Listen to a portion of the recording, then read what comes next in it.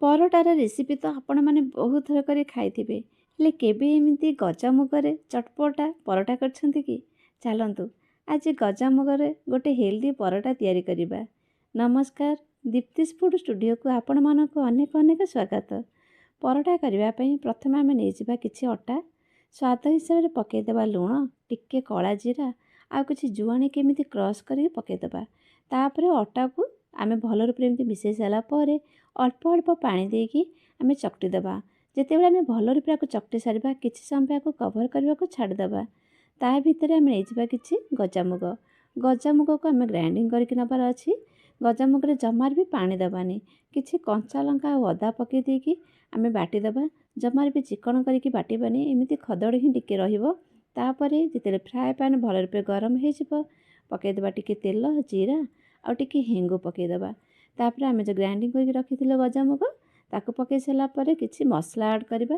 ମସଲାରେ ସ୍ୱାଦ ହିସାବରେ ଲୁଣ, ହଳଦୀ ପାଉଡ଼ର, ଗୋଟେ ଚାମଚ ଚିନି ଆଉ ଧନିଆ ପାଉଡ଼ର ପକାଇ ଦେଇକି ଭଲ ରୂପରେ ମସଲା ସହିତ ଗଜାମୁଗକୁ ଆମେ ଭାଜିଦେବା। ଜମାରୁ ବି ବେଶୀ କଡ଼ା କରିକି କି ବେଶୀ ଶୁଖିଲା କରିକି ଭାଜିବାର ନାହିଁ। ଜଷ୍ଟ ଆମେ ଟିକେ ମସଲା ସହିତ ଆଉ ଗଜାମୁଗକୁ ଆମେ ଟିକେ ପାଣି ଅଂଶ କଟିଲା ପର୍ଯ୍ୟନ୍ତ ଭାଜିଦେବା। ଯେତେବେଳେ ମୁଗ ଆମର ଭଲ ରୂପେ ଥଣ୍ଡା ହେଇଯିବ, ଆମେ ଯେଉଁ ଅଟା ଚକଟିକି ରଖିଥିଲେ ଗୋଟେ ଛୋଟ ଗୋଳା ଆଣିକି ମଝିରେ ଏମିତି ଷ୍ଟଫିଂ କରିକି ଭଲ ରୂପେ ଏସବୁକୁ ବନ୍ଦ କରିଦେବା। ତାପରେ ଅଳ୍ପ ଟିକେ ଅଟା ଗୁଣ୍ଡ ସ୍ପ୍ରେଡ଼୍ କରିଦେଇକି ଆମେ ବେଲିବା। ବେଲିଲା ବେଳେ ବି ଦେଖିବେ କୌଣସି ବି ଅସୁବିଧା ହେବନି, ନା ବାହାରିବ ବାହାରକୁ, ନା ଫାଟିବ, କେବେ ବି କିଛି ବି ଅସୁବିଧା ହେବନି। ବହୁତ ମଜା ଆସିଥାଏ ବେଲିଲା ବେଳେ। ବେଲି ସାରିଲା ପରେ ଯେତେବେଳେ ଫ୍ରାଏ ପ୍ୟାନ୍ ଭଲ ରୂପେ ଆମ ଗରମ ହେଇଯିବ, ପକାଇ ଦେଇକି ଦୁଇ ପଟ ସାଇଡ଼୍ ଏମିତି ଓଲଟେଇ ଓଲଟେଇ ଆମେ କରିବା। ତାପରେ ଟିକେ ଘିଅ ଲଗାଇଦେବା। ଘିଅ ଲଗାଇ ସାରିଲା ପରେ ଦେଖନ୍ତୁ ପରଟା ଆମର କେମିତି ଫୁଲା ଫୁଲା ହେଉଛି।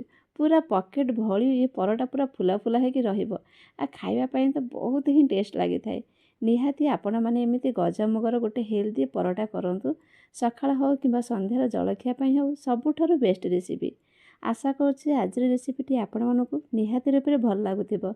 ଯଦି ଭଲ ଲାଗୁଥାଏ ପ୍ଲିଜ୍ ଲାଇକ୍, ସେୟାର, ସବସ୍କ୍ରାଇବ୍ ଗୋଟେ କରିଦିଅନ୍ତୁ। ପୁଣି ଆସିବି ଗୋଟେ ନୂଆ ରେସିପି ସହିତ। ରହୁଛି, ନମସ୍କାର।